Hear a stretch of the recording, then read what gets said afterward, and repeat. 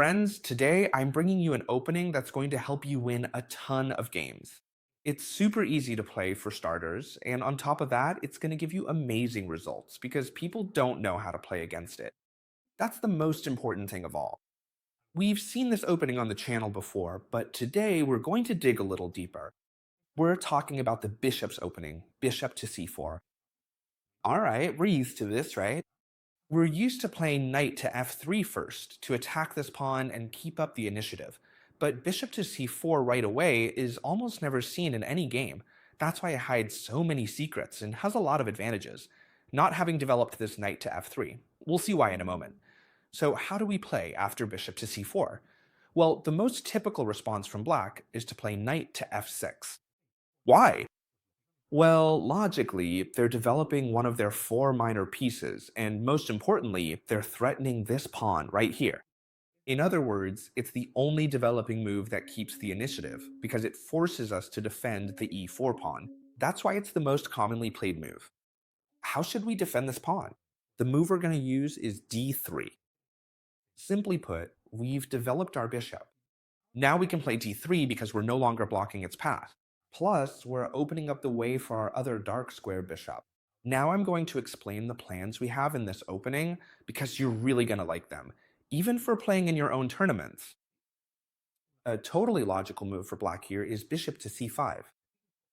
In fact, players with less than 2000 elo or even less than 1800 elo usually always make the same moves.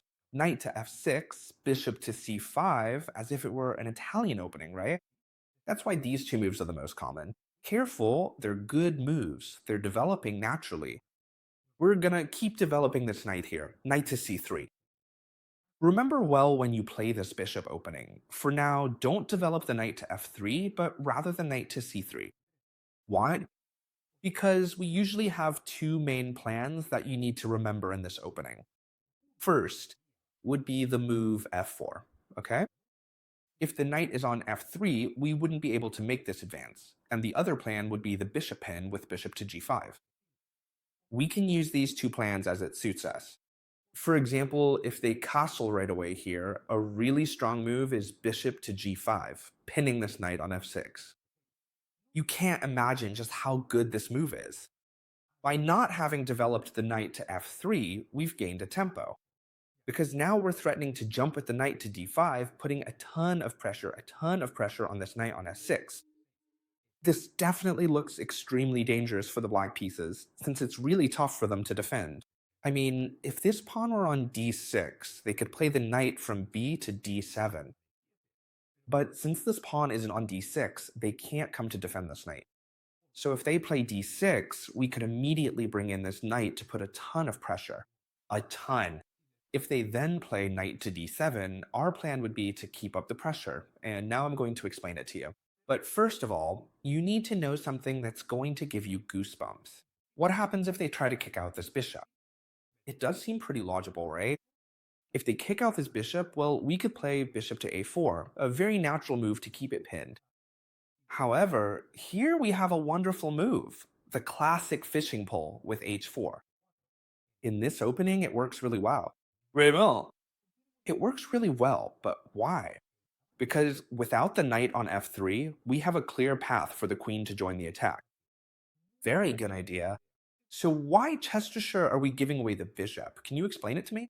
Well, simply put, if they capture this bishop, just so we're clear, if they don't capture it, then the pin stays active and they haven't achieved anything with the move h6. It's that simple, right? So what happens then? If they capture, we recapture with the pawn, a takes g5, and now we're threatening this knight, the knight that was the real defender of the king side. Not only does it defend the h7 square, but it also covers these two squares, which are the entry points for the queen. So the knight is under threat, and when it moves, the winning move is queen to h5, creating a powerful battery, rook and queen attacking the knight, a knight that's going to end up falling. And not only that, but here we're going to deliver checkmate anyway. But they slip up, obviously we checkmate, but usually they'll try to escape. They can't escape with this pawn thanks to our bishop. Do you see it? This pawn is pinned. They might try to escape with the rook, so that when we capture, they can run with the king, and then when the queen comes over here, keep running with the king. So there's a way to finish things off very easily. Remember this well. When they try to escape with the rook, all you have to do is play queen takes f7. It's important to capture here before taking the knight, forcing the king to move over here. And the simplest way to finish is to sacrifice our rook for the knight. Rook takes h7, check, forcing the black king to capture, and now, thanks to our bishop, queen to h5 would be checkmate, since the king can't escape either behind or in front. It's not simple. E4, E5, we first play bishop to C4. It's important to bring out the bishop first. Knight to F6, we defend the pawn with D3, bishop to C5, and now knight to C3. Remember well, if they castle here, the winning plan is bishop to G5. But what happens if they don't castle? Let's say, for example, they play the move d6, one of the moves I see most often in this position. Since they've already developed their knight and bishop, now they want to develop their other bishop and knight, and the move d6 seems perfect. It defends the central point, opens the way for the light squared bishop, they can castle on the next move. Everything about this seems perfect. However, this is where a plan with f4 comes in, a really strong plan. Don't worry, even if you forget the ideas or mix up the terms, if you try moves like bishop to g5 or things like that, you'll still be doing just fine. This opening is played in a very comfortable way. However, here, the strongest plan of all when they play d6 against you, which, as you know, is a very popular setup for black, is that f4 is an extremely strong move. What does f4 threaten? Well, the threats here are simple, and in fact, we have two. One would be to capture here, for example, play knight to f3 and put a lot of pressure on this pawn here. Pay attention to the great move we have by not having developed our knight yet, because if we had developed this knight, the pawn would not be able to advance, right? With the pawn on f4, we can place the knight behind it, and both pieces are putting a lot of pressure on the e5 square, gaining a lot of space that way. Additionally, we can castle, castle, and place our rook on this file together with the bishop to put tremendous pressure with all the pieces on this point. All right, so that's one threat, right? To capture. Another threat is to advance. In this way, we trap the bishop on c8, which can't get out past d7. And not only that, but we also gain a huge space advantage on the king side, right? So we have two clear threats. The first would be to capture, and the second to advance. That's why a lot of people decide to capture. But if they capture, they would simply leave us with a huge development advantage. We've developed both our bishops to excellent squares. Then we'll play knight to f3 and castle, and once again we'll have the rook on a super favorable spot. So here, what's the move I see most often? When I play f4, well, the move I see most often isn't to capture or to let themselves be captured or anything like that. The move I see most often is knight to g4, a move that at first glance, they always try to play at stuff. A lot of people are tempted to try this typical attack, kind of like the fried liver, right? Or like what's the name of this attack again? The Fegatello attack, right? Knight to f2, attacking the queen and also the rook. What they don't know is that this attack isn't a good one against the bishop's opening. They probably think we're playing something weird.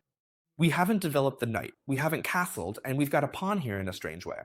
They might think we're doing weird things, but actually, the ones playing strangely are them. They're throwing their pieces out of coordination. They only have two, and with just two, they're not going to accomplish anything. We continue with the brilliant move f5. Why is it so important? To throw the opponent's pieces out of coordination. It doesn't matter if they try to go for the Fegatello attack, attacking the queen and the rook, because at this point, it's already too late. Our pieces are well coordinated, and the queen and bishop can join the attack, while their pieces can't get in anywhere. Here, this is how it would go. They attack our queen and our rook, but we bring the queen to h5. It's already too late for our opponent to defend. Thanks to our bishop on c4, perfectly placed, we're threatening checkmate in one. They can't move forward because they're pinned. Pushing forward here would be a huge mistake, because after capturing, you couldn't recapture with the h-pawn, since the rook is completely pinned. You'd have to recapture with the g-pawn, leaving the king totally exposed on the file, and the line would end up being lost. That's why here, the most common move to stop this threat is short castling. At first glance, it seems like a good move, right? The king and the rook are both defending those 2 points, but it's already too late. There's no way to stop the attack from the white pieces. How should we continue? Well, here, the strongest response we have is the following. We bring one of our remaining pieces into the attack, gaining tempo. Bishop to g5, directly attacking this queen on d8, which really only has two squares to go to, right? Queen to d7 or queen to e8, it really doesn't matter to us where she goes. It makes absolutely no difference because we have a clear dynamic advantage. That is, our pieces, pay attention, knight, bishop, bishop, and queen are all attacking the enemy king. While it's true they could capture our rook, they could do whatever they want, but even so, we're already winning. Now we bring in the last piece we have, knight to e5. Many might think we're attacking this point, but no, what we're actually doing is, well, it doesn't matter what they do. Look, they have a rook and an extra knight. However, we have so much attacking power that they can't do anything. The winning move here is a double exclamation mark move. Whenever you want, you can pause the video to try to guess it. I'll give you 3 seconds if you want to practice. And the key move is knight to f6, double exclamation mark. Obviously, this knight must be captured for two reasons. It's giving check, it's going to take the queen, and it's going to deliver checkmate. No matter what, this knight must be captured, and once it's taken, there's no direct check, but there's the move bishop takes f6, pinning the enemy king, and simply, there's no move that can stop this check, and then the mate on g7. For example, knight to d6 attacking the bishop doesn't matter to us. Queen to g5 check, and queen to g7 is checkmate. If you're more aggressive players, I recommend that when they play knight to f6 attacking this pawn, instead of the move we just mentioned, d3 defending, you go for a very interesting line that I once talked about on the channel, though not in as much depth. The move is d4. Very, very, very interesting. It's true, we're not defending this e4 pawn and they can capture it. But this is a mistake, my friends, because after pawn takes pawn, d takes e5, this knight is going to be hard to get out. This knight is hard to retreat. For example, these two squares. They're defended by our awesome pawn on e5. Here it's covered by the bishop, here by the pawn. Here it's not covered by anything, but they'd have serious problems with threats. That is, if they tried to retreat now, we could come here and threaten a lot, right? This knight is in trouble. So here, the most commonly played move according to the database is bishop to c5. Again, very interesting. I'm not gonna lie, they're threatening this f2 square again. Thanks to these videos, you're starting to lose your fear of these kinds of threats, right? A lot of you are probably thinking here that you should play, for example, bishop to d3 or knight to a3, right? Trying to defend against this attack from the black pieces. However, a lot of times we just focus on defending when in reality we have advantageous attacking positions ourselves. For example, let me give you an example here, Gopet. You could sacrifice the bishop on f7, check, and now bring in the queen and you would win back this knight. So you'd be up a pawn, and not only that, but your opponent's king would be completely exposed. This would be an example where you could win without having to defend this point here. However, sometimes there are even stronger attacks that don't require sacrificing any pieces. For example, playing queen to d5 directly in some lines of the Scotch Gambit. Those of you who have studied it know that this battery with queen on d5 is extremely powerful. We're threatening checkmate and attacking our knight. The in-between move doesn't work. For example, knight to g5 to defend doesn't work, because we would just take it and then go into f7.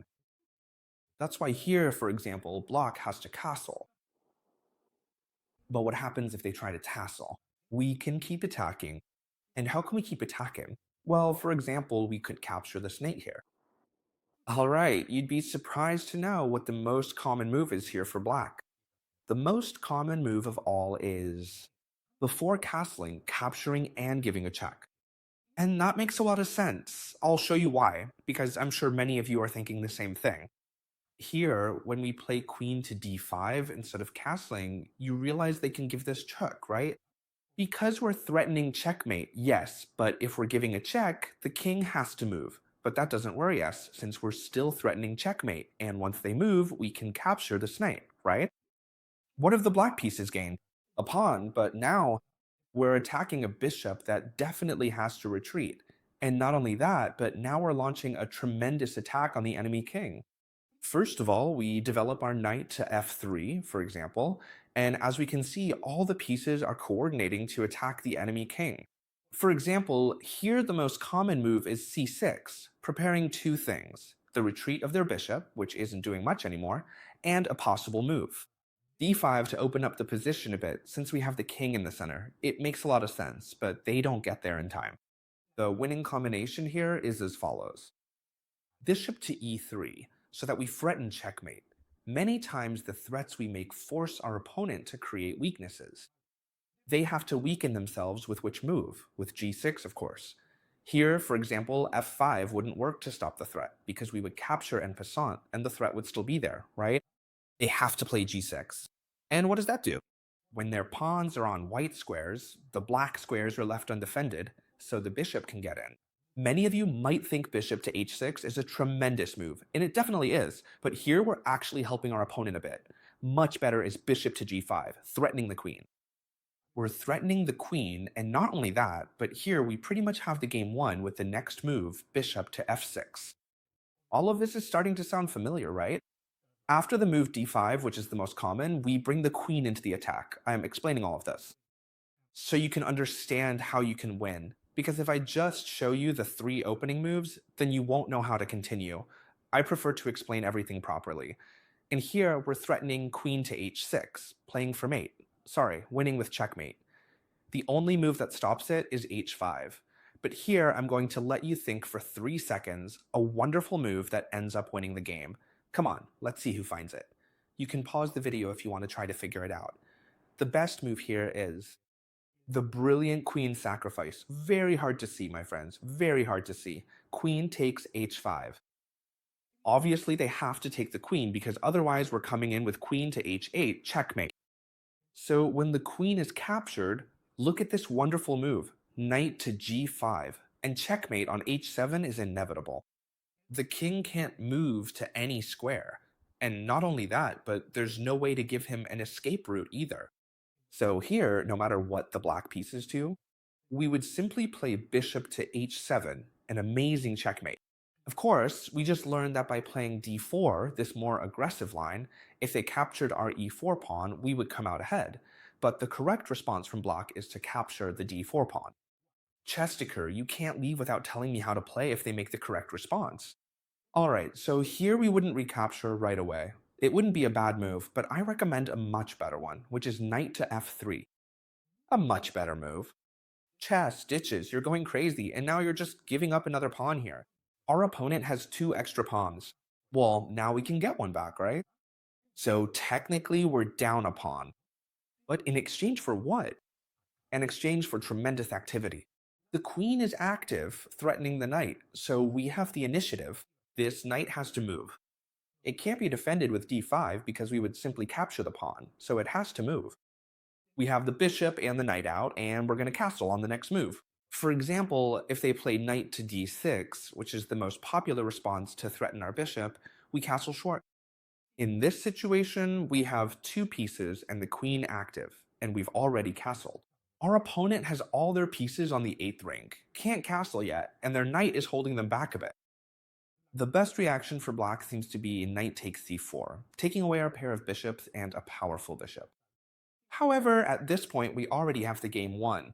How do you feel about that? We've already won the game. The correct move isn't queen takes knight, which would still leave us with an advantage, but rather rook to e1, a fantastic in-between move. We check the game. How can I stop this track in 2 moves? Well, they can give up the knight, but all that would do is delay their downfall by 1 more move. They can play queen to e7, sacrificing the queen, a huge blunder, but bishop to e7 is also a huge blunder. Why? Because it stops defending the g7 square. Queen takes g7 is going to win the game. Remember, for now, we're down a piece. Down a piece.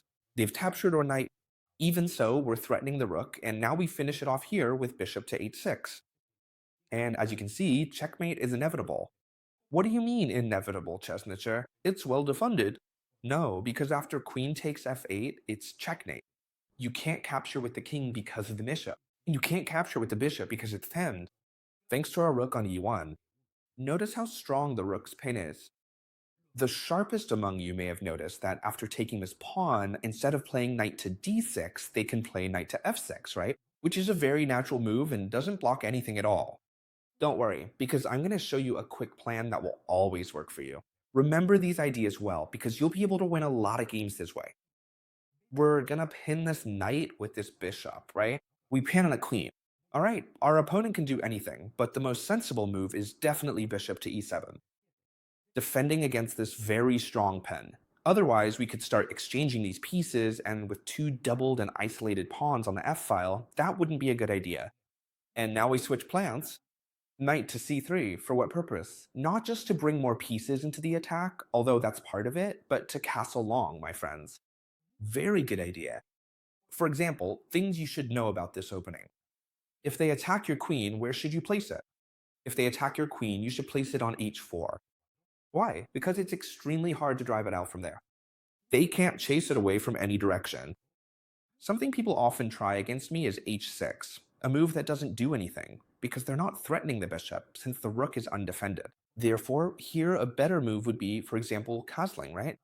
Now, they could play h6 afterwards, couldn't they? We castle long, putting the rook on the same file as the queen, a very good move. We're in a wonderful position, and from here we're creating very strong threats. For example, bishop. d3, you don't need to memorize all of this. You just need to understand it so you can apply it in your own games. We're threatening checkmate with the queen and bishop. Basically, what we would do is bishop takes knight, removing that piece and delivering checkmate. This is the most obvious of all. How can black try to save themselves from this situation? For example, by playing h6. Why? Because now, if we trade, what would happen? They wouldn't have queen takes h7 checkmate anymore, since this pawn would be blocking it. So how do we continue? Well, in a simple way. This way, we can even sacrifice the bishop. Bishop takes h6, pawn takes h6, and queen takes h6. So now checkmate is going to be inevitable no matter what. Honestly, it doesn't matter at all what they do to us, because we're simply going to bring in all our pieces. If they pin this knight, I really don't care. I'm gonna bring in the knight as well, and you won't have any way to stop this checkmate. Practical example. If they come to take our rook, all we have to do is bring in the bishop. If they capture with the knight, it's checkmate with the queen, and if they move the king, we could also checkmate in more than one way.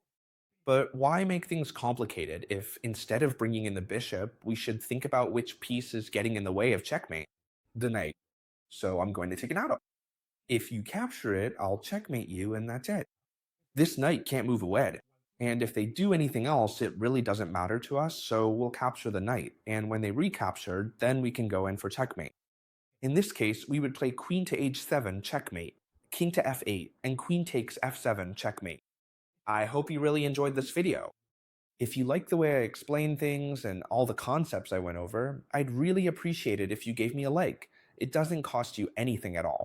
And it makes me really happy. If you like this board with coordinates, I'm going to make more explanatory videos using it, since I really love recording this kind of video, if you'll pardon the repetition. Also, today I recorded here, sitting at the table, so I got tired much less than usual. I was able to explain things much more clearly. I hope you really enjoyed this video, friends, and I'll see you tomorrow, as always, with another new video. Goodbye!